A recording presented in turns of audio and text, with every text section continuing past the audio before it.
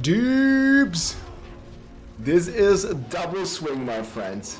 And even F. Now that is how Dust Devil Barb used to look like. This is the new Dust Devil Barb. It has been changed quite a lot, but it is still one of the best Barbarian builds for Season 4. And it's also the starter set, meaning in the Season Journey you're getting this legendaries associated with the build for free. So today I want to show you the updated setup adjusted for the nerfs. Let's get into it. You guys can see here in terms of power level, this build on the PTR was top notch and it's still remaining top notch, and I'll show you how and why. So this is an Uber Zier boss fight. Double swing. We have double swing, and you can see here how fast we are killing this boss. It takes us about 5 to 6 seconds to kill this boss. And you can see here our twisters are actually hitting the boss for multiple millions. I think I saw like up to 11, 10 million, 7 million. It's about like 8 million average ticks probably. And this, even if the damage is roughly divided by 4 from the nerfs that are coming, still means we gotta kill this Uber boss in like about 25 seconds max with the level of gear that I had on the PTR. And you can be way more min-max than that, because instead of the size, for example, you can get other stats on your gear. So let's talk about the planner. Let's talk about all the setups for the Dust Devil Double Swing Barbarian. Here's the planner. It's going to be linked in the description below. So we have many different setups. There's one leveling setup until you get the season journey set. Then there is a starter setup that has no uniques. I'm going to probably make a separate video on those two. Then we have a non-Uber version. This one is basically only using Ramalaldis that you can target farm. And then there is a super endgame Uber unique version that's using Starless Sky, Ramalaldi, Tabit's Will, and Harlequin's Quest. For this video, we want to focus on the endgame version without Uber uniques. Again, I'm probably going to make a separate video on the leveling guides. So let's get started here. We're rocking the Numbing Wrath on our helm. This one allows us to give Fortify. We generate constantly over the maximum with our shots and with our double swing and with our leap. So it's going to be no problem at all. Then we are rocking Concussive Strike here. This is an offensive one on the chest. You can also alternatively use either the Iron Warrior for, the Iron Blood aspect for more damage reduction, or you can use Undying for a lot of healing. It really comes down to your preferable playstyle. But I think in the end we need damage, because damage intake will not be a problem. Damage output will be a problem. And Lucky Hit is decent on double swing. We're attacking fast. And we're going to be dazing enemies here. And especially on the boss, when you CC it, you crowd control it completely. It always counts as dazed. And we have lots of tools in our arsenal, such as Challenging Shout together with crowd control duration, and stuns that we're going to do on hit, and concussion that we're going to play as our passive. We're going to be using a mace and it's going to stun everything. And we're going to stagger the boss really fast. There's also some cool interaction here with Challenging Shout and the crowd control duration that many don't know about. The crowd control duration does not only buff the taunt duration, it also buffs the damage reduction part of Challenging Shout. So we will actually be able to get a full Challenging Shout uptime, 100% uptime, depending a bit on your cooldown rolls, but you can definitely get it. And that's what we are aiming for. Setup is pretty standard here. We're rocking triple shouts, we're rocking Wrath the Berserk, we're rocking Leap, combination with Giant Strides, and then we're rocking Double Swing. On our gloves, we're rocking Accelerating aspect, more attack speed. This is category 2 attack speed, so it will exceed the 100% attack speed cap that you get on gear, and that is very useful, attacking faster, more twisters and everything. Then we have the aspect of Pulcatos. Again, we are playing Leap here, so we're rocking the combination of aspect of Pulcatos, Earthquake aspect, Giant Strides, and the Paragon glyph Rumble. It gives us even more damage. We're gonna get to it later when we go to the Paragon board.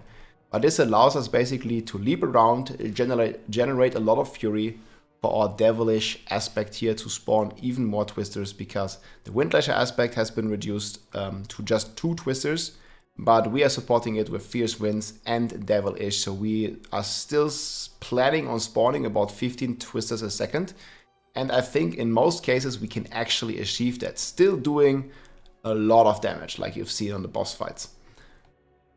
So yeah, the Bulkatos is your friend. We're rocking also double res here, Fire and Lightning, and we are getting the last of the res with Emerald, Amethyst, Sapphire, so you can see these are all different colors, and not matching with Fire and Lightning res, so we get them all separately, and we max the rest that way.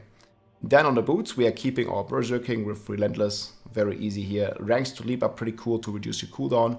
Movement speed, Fury per second is also insanely useful, because you want a lot of Fury per second to maintain your Dust Devil and your double swing casts. Then we're rocking Fierce Winds. There's one thing that's not 100% clear yet, if Fierce Winds is capping at 100% as well, because the patch notes are not 100% clear about this.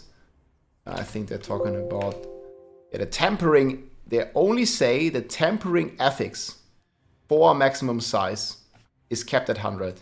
So as the Fierce Winds is not a tempering affix, I'm actually fairly certain that the Fierce Wind is gonna go over the cap, because it's, again, coming from an aspect, it's not a tempering affix, and only the affix from gear is kept, but not the aspects. It's similar to, I think, how they are planning to cap the cooldown reduction. The cooldown reduction from your gear, like the hard gear, is kept, but if you have, I don't know, an item that reduces your cooldown of a specific skill, that is not the case of the cap, and I think that hopefully is the same here for the Fierce Winds in terms of the size. So that means actually you can get 100% plus another 40% if this is on a two-hander, which we have here, 140% size. That was what my calculation is based on. But yeah, let me know in the comments what you think, if that's going to be the case. We'll see, and I'm going to make an updated video of this guide for you anyways when we have new gameplay. So then we're keeping Berserking here, very easy, Fierce Winds. We have the Earthquake aspect, good buffs here. We always want a 100% attack speed from our gear, so just be careful with the stats. And then strength, you can go crit damage, you can also go life percent, depending on what you like the best. And then the Devilish aspect here, we generate a lot of Fury. First of all, we generate with our Leap. Second of all, we generate with our Shouts. Third of all, we generate per second. And fourth of all, we also going to generate whenever we hit a crowd control enemies. And as we discussed earlier, we're going to crowd control a lot. Double Swing will also keep everything vulnerable, and we get 25 Fury whenever we hit a stunned or knockdown enemy. And this is going to spawn a ton of Twisters in combination with Windlasher, Devilish, Fierce Winds, and Double Swing. For even more Twisters and Shout uptime, we're rocking Bolts Chieftain. We're rocking the Giant Strides for the cooldown reduction, obviously. And we are rocking the Windlasher on the Amulet here. So again, we have max resource everywhere. Here, max resource. Here, max resource. To scale our Ramalaldis. And if you have, you can go Talbot's Will on the pants, and this will also allow you to have even more maximum resources. This actually is a mistake. This needs to be Bulkatos. So if you're doing this switch, you need to play the Bulkatos aspect. So this is like the end game setup, like recommended. So then you're playing Starless Sky and Shaco and Talbot's Will for even more resources. So you would get rid of Concussive Strikes. Alright, so that is pretty much the gear. In terms of rolls, so the size is now kept. So what we are doing here, we are going for chance on usually 2 items, because we are not planning on masterworking the chance triple. Like, it's very hard to hit, and you're gonna want like 1 chance upgrade on a 2-hander, and then maybe 1 chance upgrade on the 1-hander, and you're gonna reach 100% chance. You can't get more. 101%, this 1% is not gonna do you any good. So you got double chance, so you always have 2 Twisters whenever you would spawn any amount. So like our Devilish with 100% chance is always going to spawn 6 Twisters, and these 6 Twisters will spawn on every leap that we do, because we are getting 40 Fury from our leap, and this is multiplied by our resource generation. So we actually have more than 2.5 times our resource generation, and that means we are getting 100 Fury every hit, so 6 Twisters every leap. And this is achieved by having basically a bunch of resource generation with dual wield, and resource generation from Shaco, and resource generation from our Warcry and our gear while we Berserk. And then on top of this, if you have this cap, you're also rocking Brawling cooldown reduction This is going to reduce the cooldown of our leap, and it's going to reduce the cooldown of our Warcry.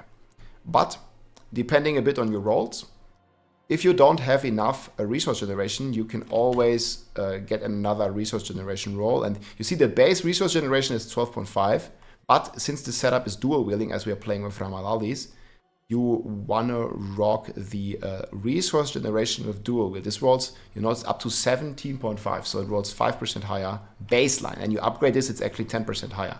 So you can get insane amounts of resource generation here with these kinds of gears. But yeah, that's pretty much the setup. Vulnerable on the weapon, and then rubies here on the gear, just for maximum life. Technique slot, we are still rocking Axis when has been nerfed to 10%, but still the best. Skill tree is looking like this. We just put 2 points in Lunging Strike to unlock next section. Double swing with the vulnerable rune, keep the target vulnerable. A lot of damage reduction. It's a very tanky build, this one. Then we're rocking Rallying Cry here. We don't need to fortify rune. We want the extra resource generation for our extra twisters. 1 point in Outburst, 1 point in Toughness Nails. That's how we proc our bleeds. Very easy. The monster just attacks us, and we are doing Thorns, and it's starting to bleed the enemies. Challenging Shout here, where you get Fury. This will spawn even more twisters. Warcry here with a big damage rune. Extra shout duration, movement speed, leap.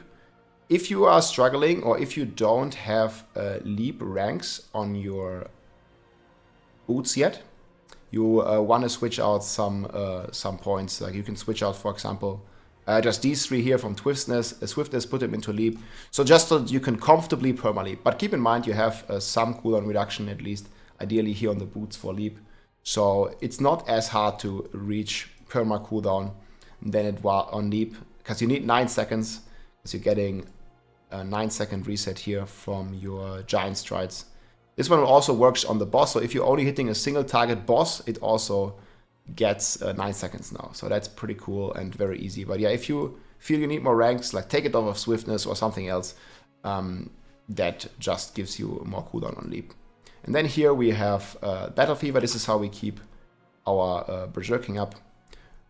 On top of this, if you don't have it yet, the aspects will help you. Then we're rocking the Relentless on your boots will help you. Then we're rocking Prolific Fury. This one gives you more Berserking Fury generation, so this one helps against spawning all the twisters. We have Pit Fighter. We rock Counter Offensive. We are rocking Wallop here. Again, this one is we use 1 mace and then Ramalaldis. So you want to double swing only can use 200 weapons anyways. So you are, excuse me here. So you are rocking the double swing, and it's very strong, assigned to a mace and a sword.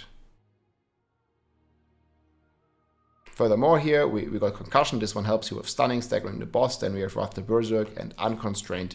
We can't take Unbridled. This one has been nerfed, and we also don't need to spend the Fury to actually generate the twisters, because it only works on Fury generation, which is much better, of course. Then we come to the Paragon boards. This one is rocking Exploit.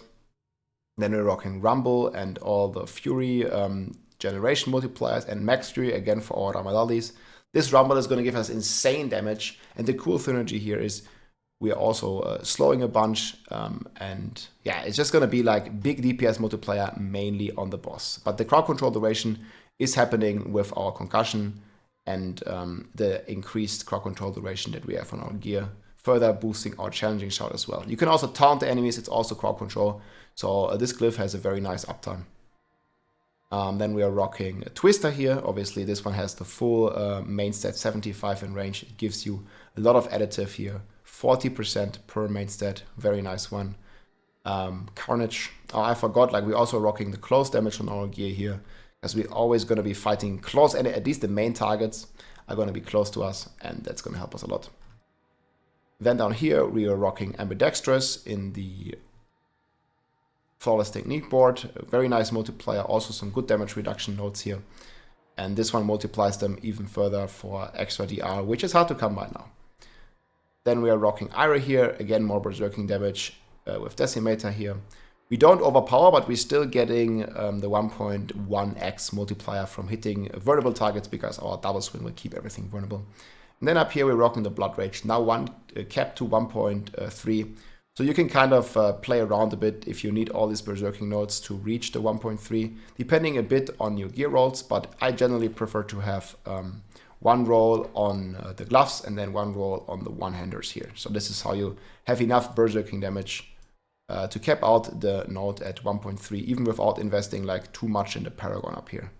But if you feel like you need more, you can invest some points here and take it out of several additive multipliers. We are also rocking extra vulnerable damage reduction, and we are rocking damage reduction from bleeding enemies. These are all crucial to make us survive in the high pit runs as well. So pretty cool stuff. We have Marshall here for even further cooldown reductions. Shall you miss a leap, you can just cast your shout and then you can leap again, because Marshall will reduce your leap cooldown if you cast your shout. It will also reduce your Wrath of the Berserk cooldown. So yeah, overall, I think this setup is gonna rock a lot. There's also the Uber version, which this is what you should strive for at the end. So that's the build, still extremely powerful. It's sitting comfortable here at A tier and even has some potential, depending on some final mechanics that I will do my best to keep you updated about. It even has the potential to move to the top or of A tier or even to S tier, and I think this is going to be one of the early builds that I'm going to be playing and testing in the pit, see if we can do pit 200 again. I hope you enjoyed the video, my friends. Enjoy your season 4 start, and many more guides are coming. See you soon. GG. If you like this video, make sure to subscribe, leave a like or a comment. I'm also live on Twitch almost every day, so come and say hi.